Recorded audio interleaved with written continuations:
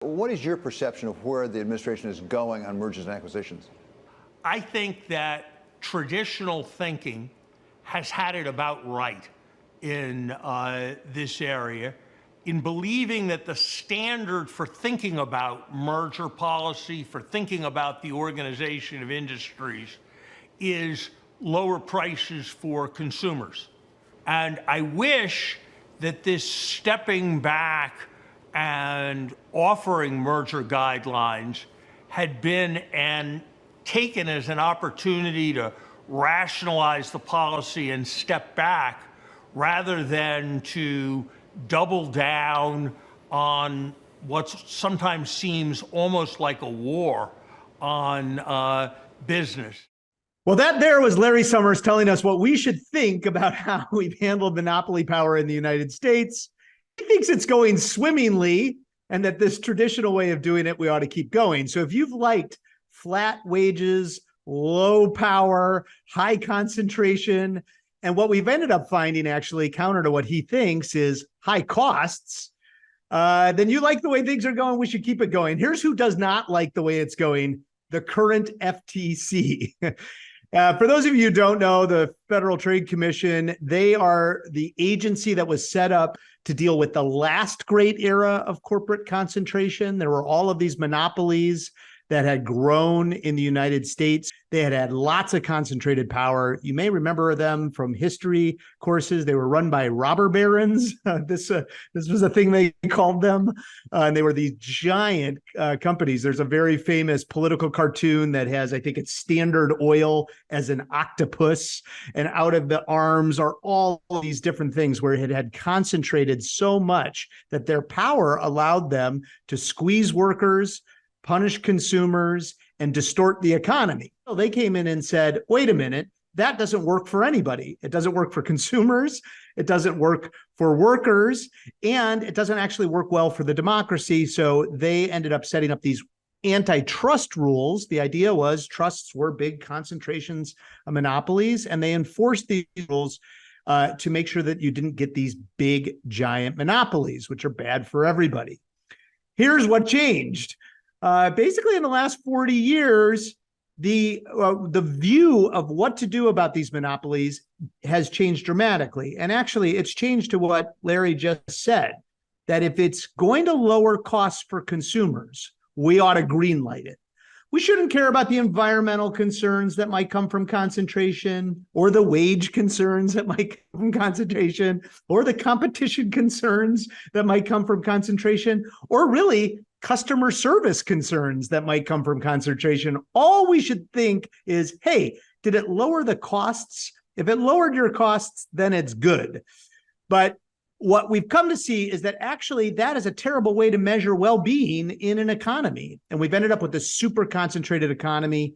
So the FTC has come up with these new rules. They're looking to change the way that they approach this kind of competition. It's under the rubric of Biden's middle out economics, looking at competition as a primary way to deliver higher wages, more innovation, and competition in the market, which means that they have a different way of looking at this. So Paul is cracking down on these monopolies. Is that like going to war with business? What do you think? Well, I mean, no, it's not, right? Because one of the main tenets of capitalism that I think that both you and I agree on is that competition helps bring prices down, not market concentration, right?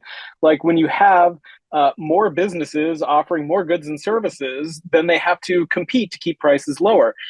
So it's better for competition, which is better for business, which is better for workers. Their wages go up, which is better for prices. It brings prices down. So for our good friend Larry Summers, how can we miss him if he never goes away? Calling this a war on business, it's really not. It's good for business. It's the only war I could possibly see this being on is in. It's a war on exorbitant CEO pay, right?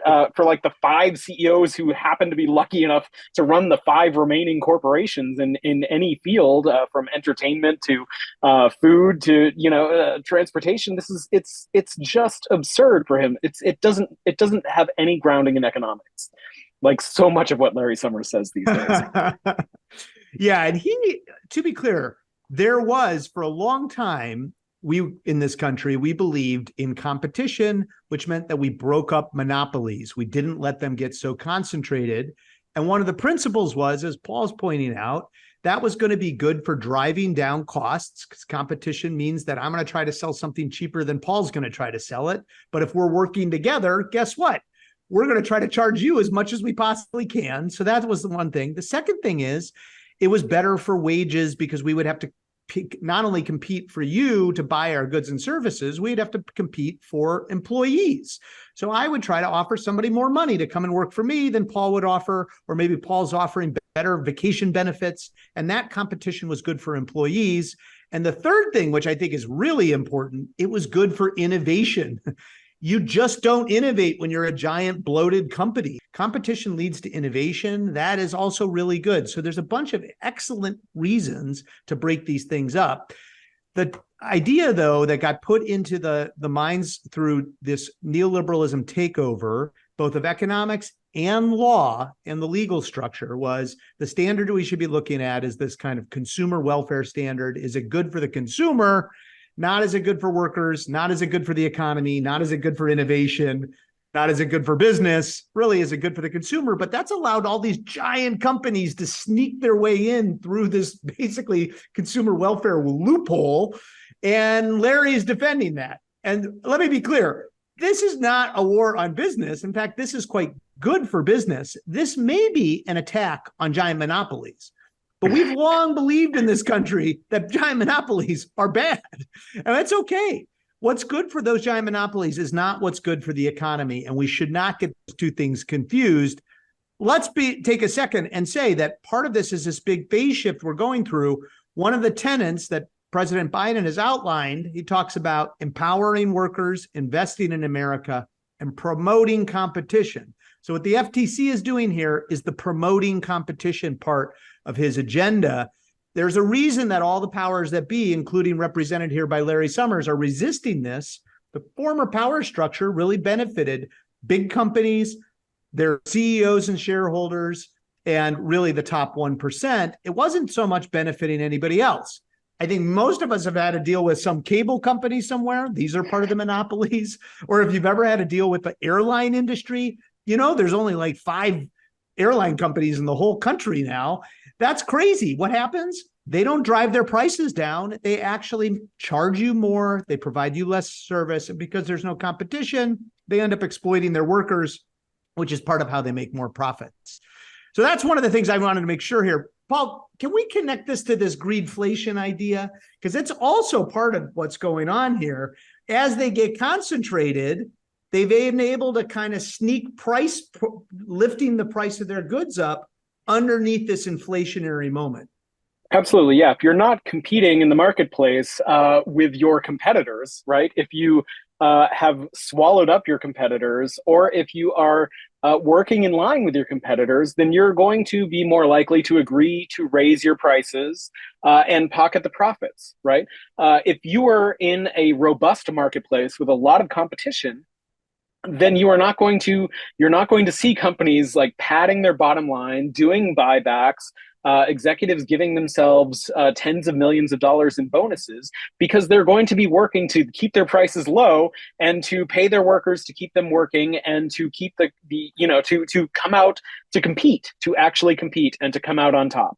So it's absolutely, this is a big reason why why greedflation was allowed to get out of control during the last couple of years, why they were taking advantage of the inflation pressures on the marketplace to raise prices and raise their own bottom line, because there were no competitors to keep them honest in the marketplace, the free market.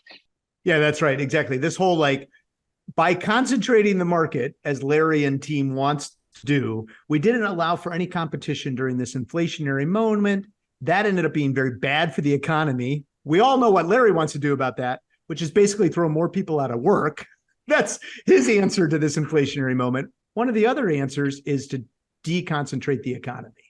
Yeah, we've seen, with Ticketmaster, right, or with Facebook buying Instagram, which at one time was a huge competitor. It was at risk of putting Facebook out of business, and instead they just snapped up Instagram and swallowed it inside their corporate confines. So yeah. So what Larry Summers is arguing is anti-business. It's just wild.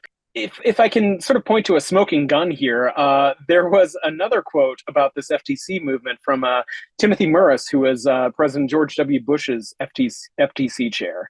And he said, combating antitrust would tarnish a bipartisan legacy from Reagan to Obama. And he said, quote, "We can't ignore the last 40 years of antitrust based on protecting consumers," end quote. Which is, he basically just gives the game away there, right? Like, what have we seen in the last 40 years? We've seen worker wages get stagnant. We've seen corporate profits and the wealth of the wealthiest 1% skyrocket. He is saying, the last 40 years of trickle down has worked really well for a certain number of people who it is in their interest to keep things running in that way. And the FTC threatens to disrupt it. He's just basically laying it all out there plainly. But if you feel like your wages have been flat, it's harder to get ahead, the companies that you work with are providing less services for higher costs, well, there's a reason for that. It's this crazy consensus. These last 40 years have actually not worked out well for most people.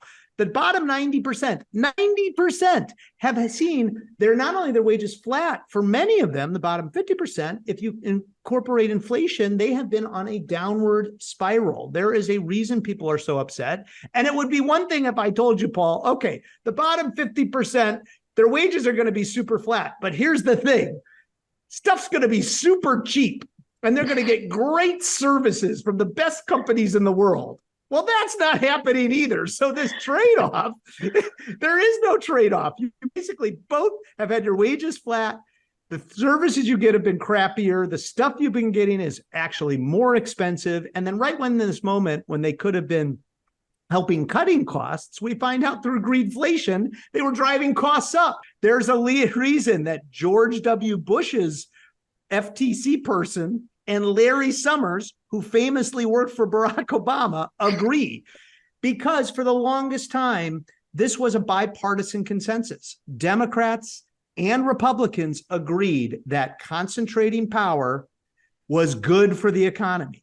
And that by emphasizing that tax cuts for the rich, right? Deregulation for the powerful, concentrations in corporate America, that was going to be good for the economy.